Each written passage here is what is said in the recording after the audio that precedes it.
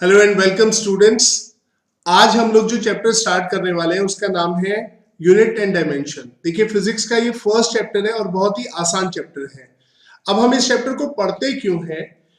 जब हम फिजिक्स में काम करना शुरू करते हैं यानी कि फिजिक्स सीखना शुरू करते हैं तो हमारे पास बहुत सारी ठीक है फिजिकल क्वांटिटीज आती हैं, जैसे time, temperature, force, velocity, acceleration, electric field, magnetic field, ठीक है। ये सब फिजिकल क्वांटिटीज है, राइट। तो हम लोग जब बात कर रहे हैं क्वांटिटीज है तो इनकी मेजरमेंट से रिलेटेड चीजें हमें पता होनी चाहिए कि इनको कैसे मेजर किया जाता है, ठीक है। क्या स्केल है इनका मेजर करने का।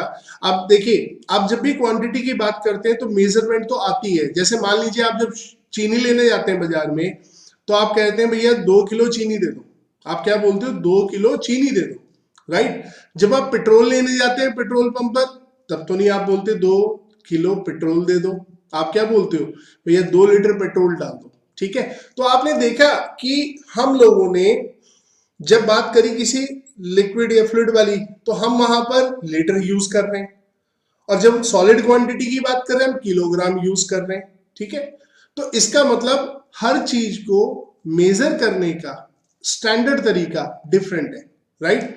तो ऐसे ही फिजिक्स में बहुत सारी फिजिकल क्वांटिटीज हमारे सामने आएंगी जिनको मेजर करने का तरीका हमें पता होना चाहिए, ठीक है। तभी तो हम बताएंगे कि मान लीजिए आप फोर्स लगा रहे हैं तो आपसे पूछेगा कितना फोर्स लगा रहे हैं। वो जो कितना होता है ना वो मतलब है क्वांटिटी से, ठीक है। तो हम लोग उसके लिए हमने स्टैंडर्ड मेजरमेंट सिस्टम बना रखा है। तो हर फिजिकल क्वांटिटी को मेजर करने के लिए सबसे पहले हमें चाहिए होती है यूनिट। अब यूनिट क्या होता है एक एग्जांपल से समझते हैं। मान लीजिए सॉरी, ये एक बिल्डिंग है, ठीक है, और मुझे इसकी हाइट मेजर करनी है। मैं आपको दो ऑप्शन देता हूं कि ये एक 1 मीटर का स्केल है, ये एक 1.5 मीटर का स्केल है और एक 1.7 मीटर का स्केल है, राइट। तो आप किसको प्रिफर करेंगे चूज करना? ऑब्वियस सी बात है आप 1 वाले को करना चाहेंगे। कैसे? आपने यहां से इसको रखना शुरू किया, 1 वाले को यहां रखा, एक यहां तक खत्म हो गया, उसके बाद फिर यहां पे निशान लगाया, यहां से मेजर किया, फिर यहां मेजर किया, इस तरीके से, ठीक है। तो आपने देखा 1 2 3 4 5, यानी कि यहां पर ये 5 टाइम्स आपने ये स्केल रखा। तो इस बिल्डिंग की लेंथ आपने क्या कही? 5 × 1 मीटर। ये 5 स्केल के बराबर है। एक स्केल 1 मीटर का है तो टोटल हाइट कितनी हो गई इसकी? 5 मीटर, ठीक है। तो आप ये देखिए कि जब आप यहां पर ये 5 मीटर लिखा तो आपने दो काम किए। एक तो आपने यहाँ पे लिखी स्टैंडर्ड यूनिट। एक मेजरमेंट सिस्टम के लिए हमें किस चीज में मेजर करना है वो हमें एक स्टैंडर्ड यूनिट चाहिए होती है। यूनिट क्यों बोलते हैं?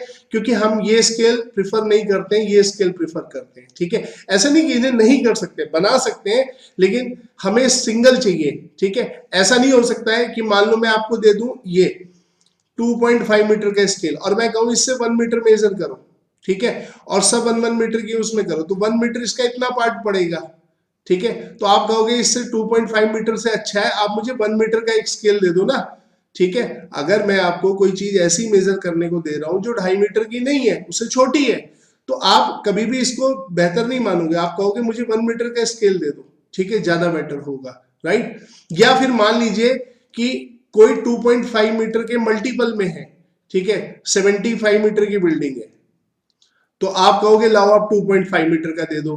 तो यानी कि आप एक सिंगल स्केल मांगना चाहोगे कि जो भी देना है मुझे सिंगल दो, ठीक है। जैसे यहां 1 मीटर चूज किया हमने क्योंकि हमारे लिए आसानी हो रही थी।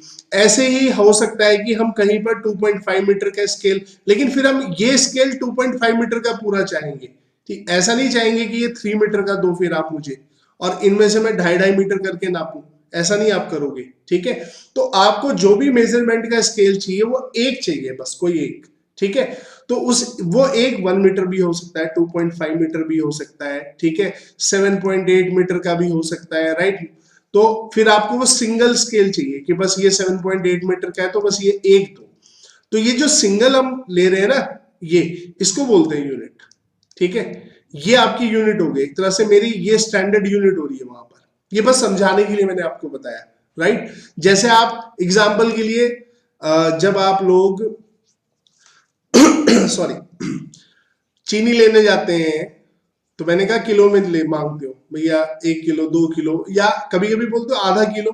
आधा किलो कैसे देता है वो? अगर वो अपने पास दुकानदार सिर्फ 1 किलो का मेजरमेंट का वो रखेगा 1 kg का, तो वो ½ kg कैसे करेगा? अभी से तोड़ेगा तो नहीं। तो इसलिए उसने एक और वो रखा हुआ है जो 500 ग्राम का है, यानी कि ½ kg का है। ठीक है, आप देखो यहां पर 500 ग्राम, ये तो सबको पता है ना, और यहां पर हम लिख रहे हैं ½ kg है, 1/2 यानी कि 0.5 kg। करेक्ट? तो ये नंबर देख रहे हो, ये नंबर बदल गया जैसे ही ये बदली यूनिट, ठीक है, वैसे ये नंबर भी बदल गया। छोटी यूनिट बड़ा नंबर, बड़ी यूनिट छोटा नंबर।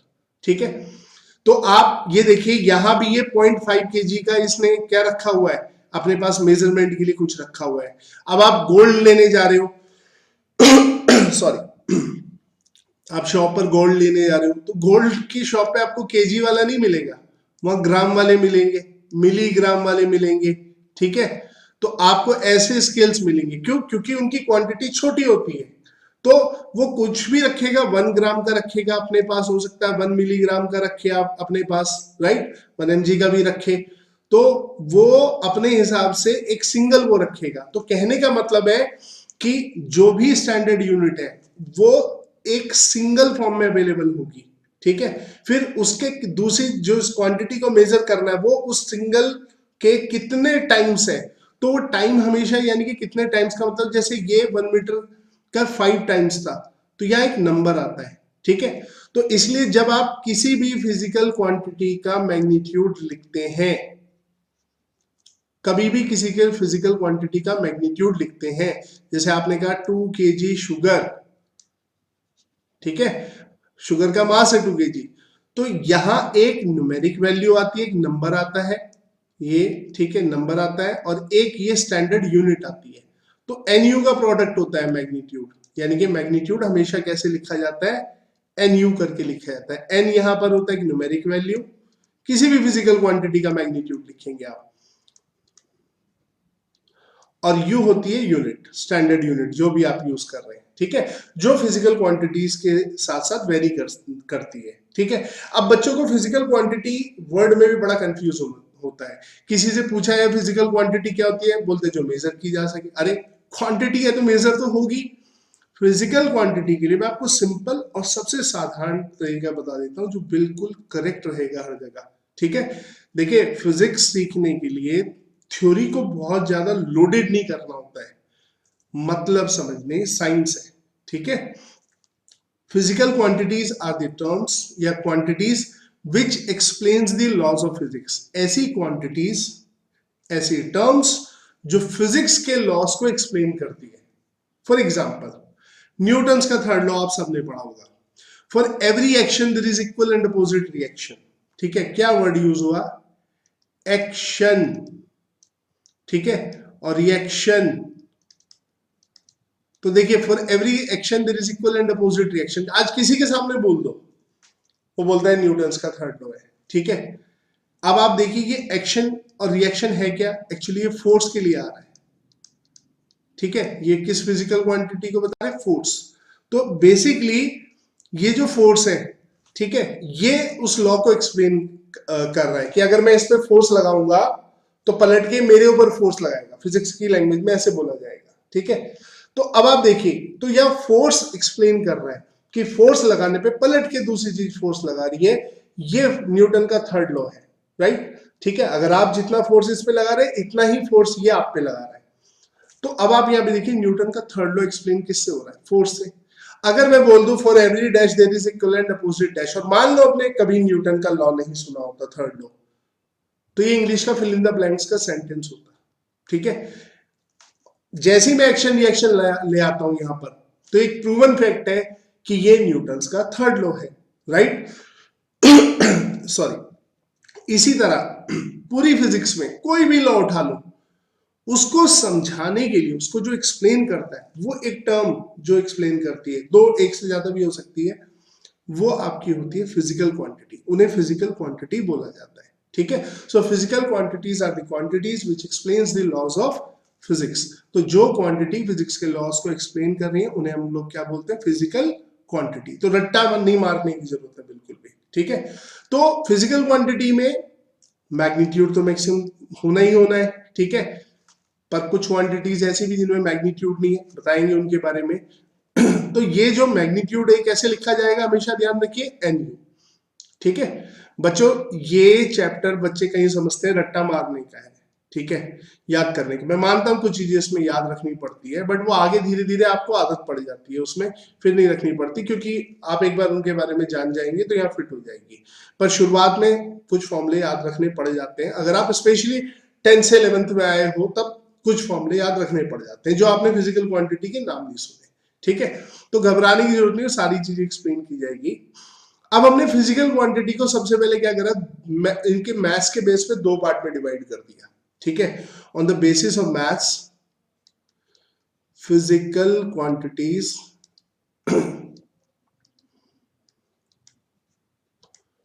फिजिकल quantities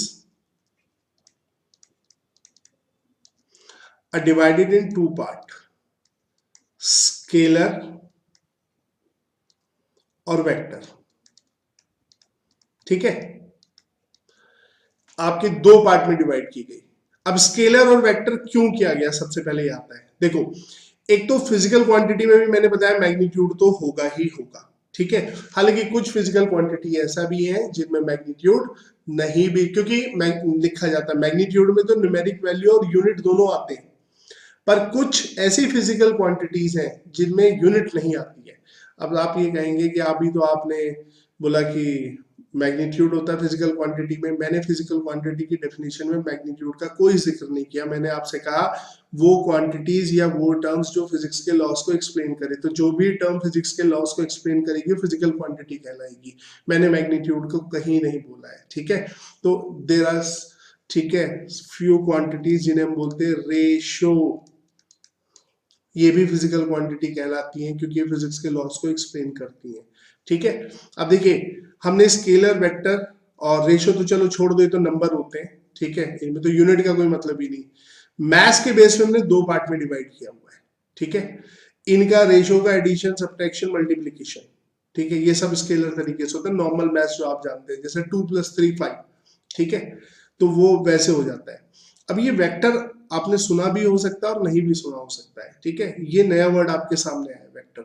तो सवाल ये आता है कि इनको डिवाइड क्यों किया गया। देखो मैं एक एग्जांपल देता हूँ। मान लीजिए कि ये एक ब्लॉक रखा है, मैंने इस पर फोर्स लगाया 2 न्यूटन। ये एग्जांपल मैं अपने वेक्टर के लेक्चर में भी देता हूँ, ठीक है। तो जो इसके बाद वेक्टर देखे स्किप कर देना, जिन्होंने पहले देख लिया हो तो वो आप स्किप कर लेना, ठीक है। तो देखिए 2 न्यूटन फोर्स इधर लगाया, ये ब्लॉक मूव करना शुरू कर दिया, इधर जाने लगा इधर की तरफ।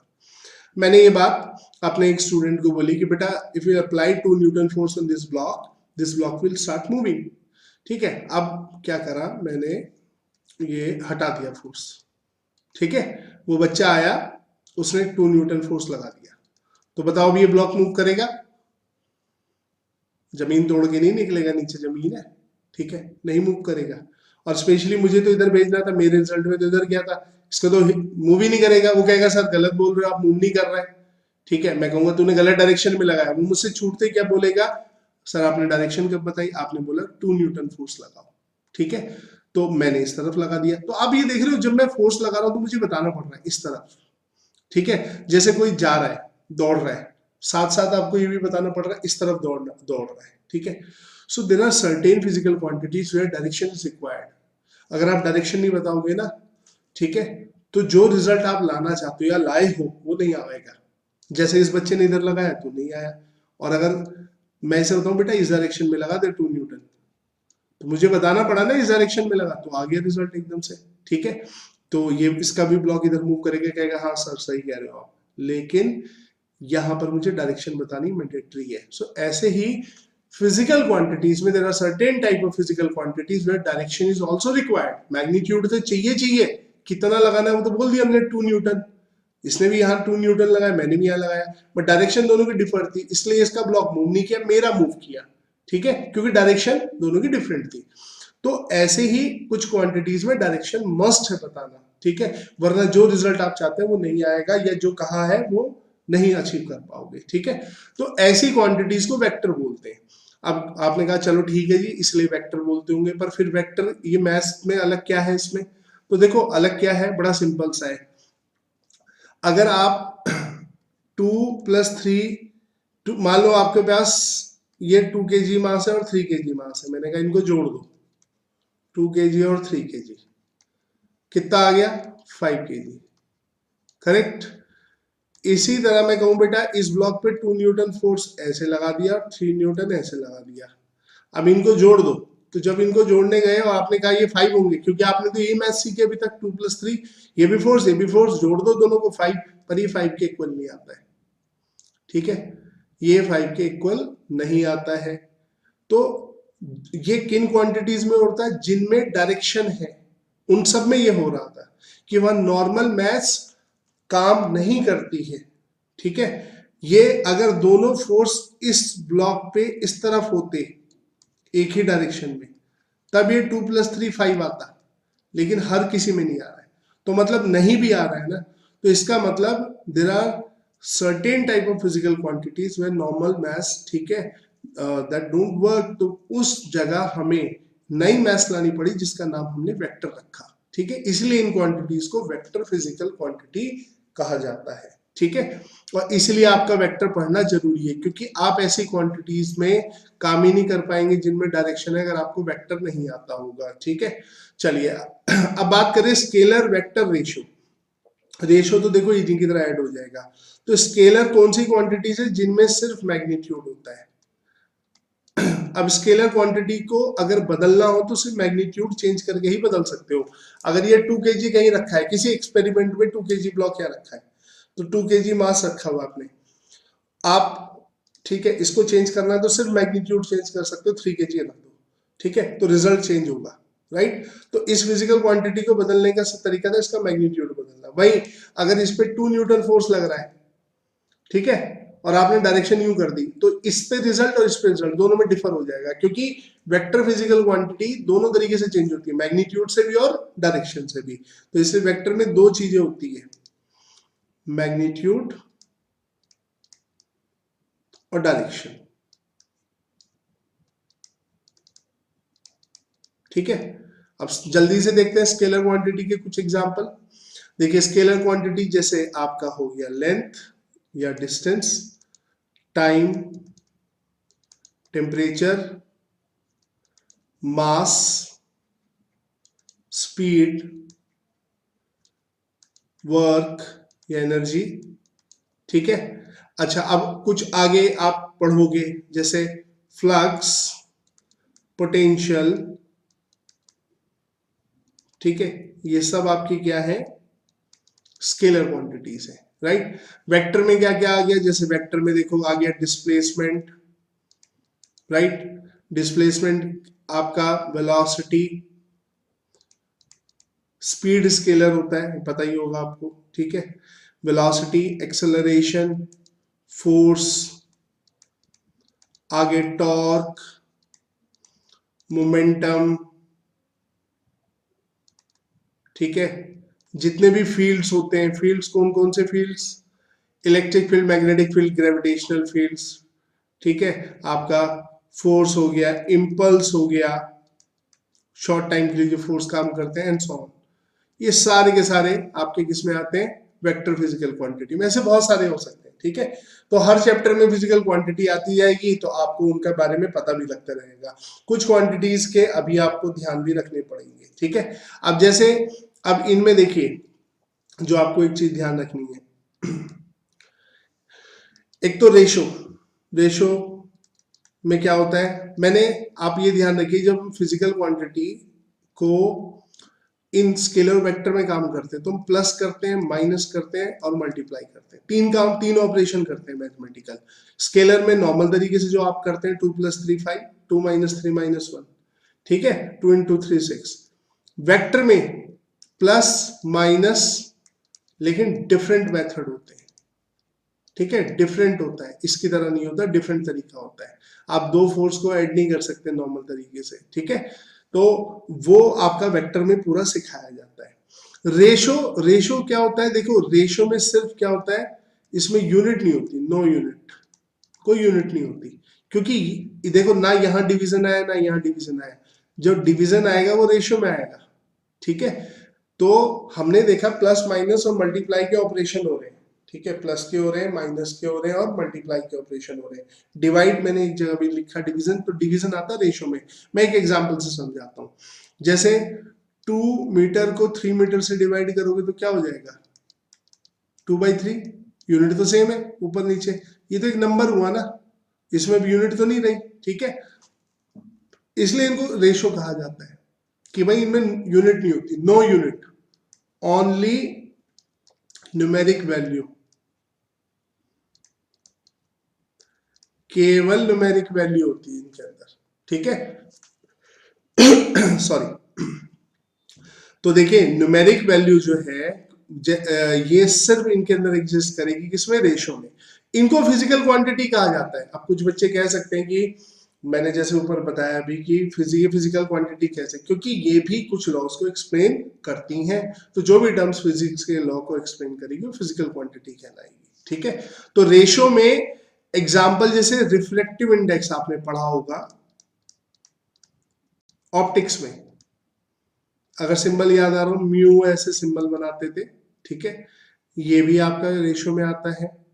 अब एक 11th में भी पढ़ेंगे स्ट्रेन, ठीक है, ये स्ट्रेन भी आपका क्या आता है, रेशो में आता है, ठीक है। तो ये ध्यान रखिए, और भी हो सकती है, आगे बताएंगे उनको, राइट। चलिए अब एक इसमें नोट करके आप याद रखेंगे, एक फिजिकल क्वांटिटी होती है मूवमेंट ऑफ इनर्शिया। देखिए इसका मैग्नीट्यूड होता है, लेकिन ये स्केलर नहीं होती है, टेंसर होती है। अब टेंसर आपके सिलेबस में नहीं है, लेकिन केवल हमें यहां इसलिए बताना पड़ रहा है क्योंकि मूवमेंट ऑफ इनर्शिया आपके सिलेबस में, पर टेंसर के बारे में सिलेबस में नहीं है, इसमें फिर रैंक होती है टेंसर्स की। तो टेंसर सिर्फ ये याद रखना है कि क्या ये स्केलर क्वांटिटी, नहीं, ये टेंसर है, ठीक है। ये जैसे ये मास से रिलेटेड ही फिजिकल क्वांटिटी है। जैसे आप ये कहते हैं ना, हल्की चीज को मूव कराना आसान है और भारी चीज को मुश्किल है, ठीक है। इसी तरह ये movement of inertia mass distribution होता है। अगर मैं इस पेन को ऐसे घुमाता हूं यूं, तो मास जिस एक्सिस के अलोंग में इसे के अबाउट में इसे घुमा रहा हूं, तो मास इसके आधा इधर है आधा इधर है। लेकिन अगर मैं ऐसे घुमाता हूं तो सारा मास एक तरफ है। तो देखिए दोनों केस में मास डिस्ट्रीब्यूशन अलग है। तो वो मास डिस्ट्रीब्यूशन के बारे में हमें कौन बताता है, मूवमेंट ऑफ इनर्शिया। तो जब इसका मास डिस्ट्रीब्यूशन बदल गया एक्सिस बदलने से, ये एक्सिस थी तो ऐसे था और ये हो गई तो ऐसे हो गया, तो मूवमेंट ऑफ इनर्शिया बदलता है। बॉडी वही है लेकिन मूवमेंट ऑफ इनर्शिया बदल रहा है। इसका मास भी कांस्टेंट है। मान लो अगर 2 kg है तो 2 kg रहेगा, लेकिन इसका डिस्ट्रीब्यूशन बदल रहा है एक्सिस बदलने से, रोटेशन का। तो मास जो डिस्ट्रीब्यूट हो रहा है ना इस एक्सिस के अबाउट, ये मेरी जो लाइन उंगली दिखाई दे रही है, तो इसके अलोंग ऐसे है और इसके अलोंग ऐसे है। तो इससे क्या हो रहा है कि जो मास डिस्ट्रीब्यूशन बदल रहा है, सेम बॉडी का अलग अलग मूवमेंट ऑफ इनर्शिया हो सकता है एक्सिस बदलने से। तो इसलिए इनको वेक्टर में भी रखा जा सकता है, क्योंकि वेक्टर की तरह ऐड और सब्ट्रैक्ट नहीं होते हैं, ये नॉर्मल तरीके से ऐड और सब्ट्रैक्ट होते हैं। तो इनको चेंज हो रही है तो स्केलर नहीं बोला जा सकता, वेक्टर के रूल फॉलो नहीं करती, वेक्टर नहीं बोला जा सकता, तो इनका नाम होता है, ये टेंसर फिजिकल क्वांटिटी होती है, ठीक है। तो इसको ध्यान रखना है आपने। चलिए आगे बढ़ते हैं। चलिए अब बात करें, अब हम देखिए जितनी फिजिकल क्वांटिटी है हम दो पार्ट में उनको वो कर देते हैं फिजिकल क्वांटिटीज को, फंडामेंटल, ठीक है, और डेरिवेटिव। फिजिकल क्वांटिटी दो पार्ट में डिवाइड करते हैं। जैसे एग्जांपल देता हूं एक, लेंथ, टाइम, ये 7 होती हैं, ठीक है। टेम्परेचर, केल्विन टेम्परेचर भी जिसे आप बोलते हैं, लेंथ, टाइम, टेम्परेचर, ठीक है। फिर आपका मास, करंट, अमाउंट ऑफ सब्सटेंस, ये केमिस्ट्री में बहुत यूज होता है। और एक ऑप्टिक्स की होती है फिजिकल क्वांटिटी, ल्यूमिनस इंटेंसिटी,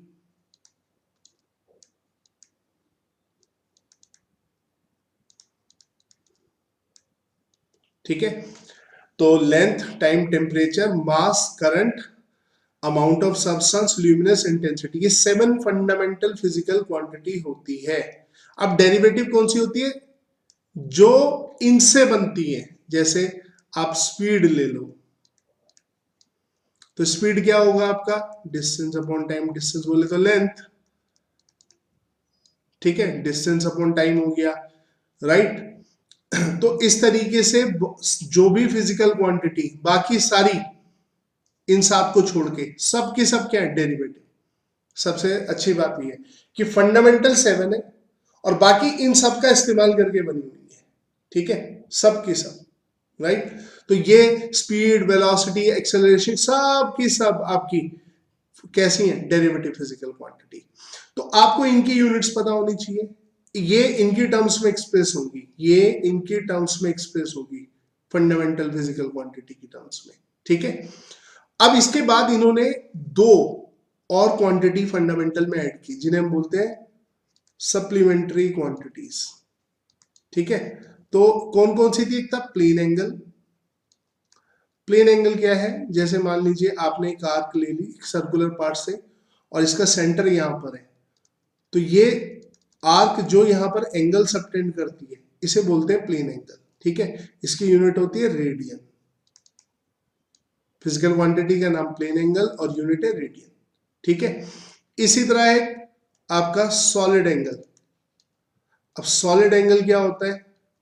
ठीक है, देखिए जैसे आप तरबूज लीजिए, आप तरबूज का एक हिस्सा काट लीजिए ऐसे, इस तरीके से, देखो ये 3 डायमेंशनल फिगर है, तो थोड़ा यहां पर इस तरीके से ऐसे।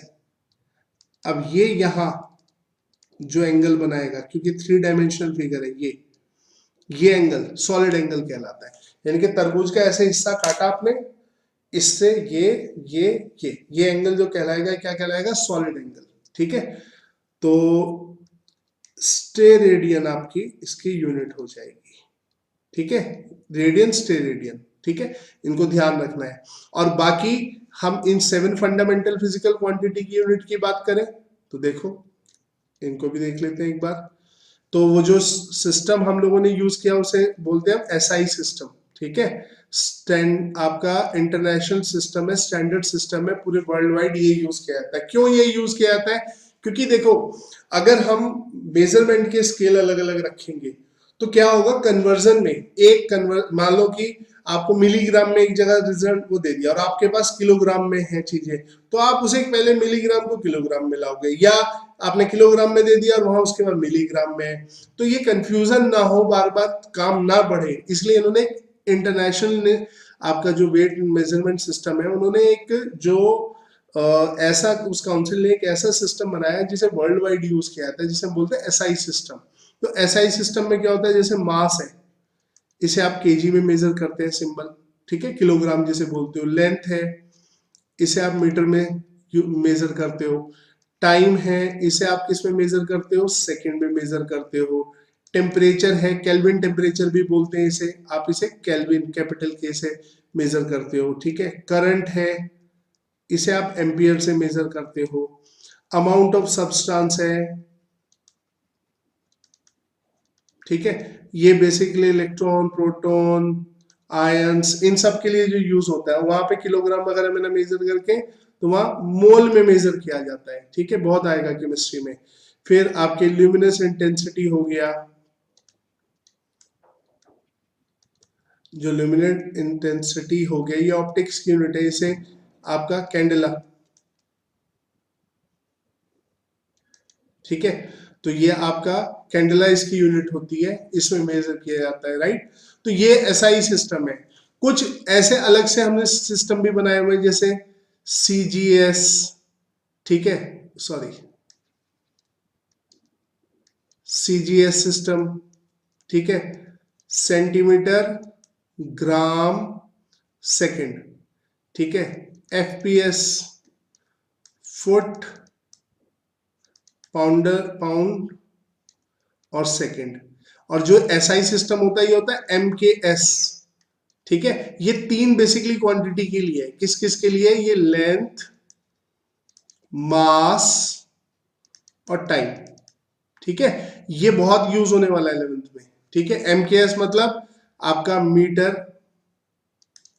किलोग्राम और ये सेकंड। ठीक है, सेकंड सब में कॉमन है। तो कभी कभी होता है हमें सीजीएस में भी दे दिया जाता है, हम एफपीएस पे भी काम करने लगते हैं, वरना यूजुअली स्टैंडर्ड हम जो करते हैं एमकेएस में काम करते हैं। ठीक है, तो इनके बारे में आपको ध्यान रखना है। ठीक है, तो ये देखिए, ये आपके यूनिट्स के बारे में हो गया, राइट। तो आप एग्जाम्पल से समझ सकते हैं, जैसे मैंने आपको एरिया दे दिया। अब एरिया है, ये अगर आप देखा जाए तो ये लेंथ का स्क्वायर होगा। ठीक है, अब लेंथ का स्क्वायर, कोई भी लेंथ हो, लेंथ का स्क्वायर होगा, तो मतलब एरिया की यूनिट क्या होगी, लेंथ की यूनिट है मीटर। ठीक है, मीटर स्क्वायर, तो एरिया डेरिवेटिव को फिजिकल क्वांटिटी हो गई, तो उसकी यूनिट क्या होगी, मीटर स्क्वायर। बस आपको देखना है कि कैसे लिखा हुआ है। ठीक है, जैसे आप डेंसिटी लेते हैं, डेंसिटी क्या होती है, मास अपॉन वॉल्यूम होती है। तो आपका काम पता है क्या है, पहले जो भी आपको डेरिवेटिव फिजिकल क्वांटिटी मिले उसे आप पहले बदलेंगे किसमें, फंडामेंटल में। तो जैसे मास है, मास तो फंडामेंटल है, लेकिन वॉल्यूम तो फंडामेंटल नहीं, वॉल्यूम होता है लेंथ का क्यूब, कोई भी लेंथ हो।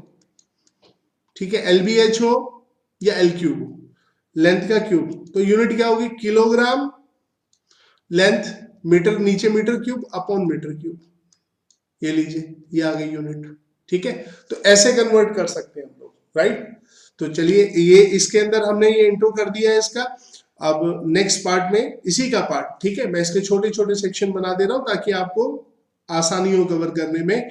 डायमेंशन हम लोग समझेंगे, ठीक है, और डायमेंशन बहुत इंपॉर्टेंट है इस चैप्टर में। यूनिट्स तो बहुत इजीली समझ आते हैं और मोस्टली बच्चों को आती है। ठीक है, नहीं आती तो आप ध्यान से देखिए। चलिए, ठीक है, थैंक यू।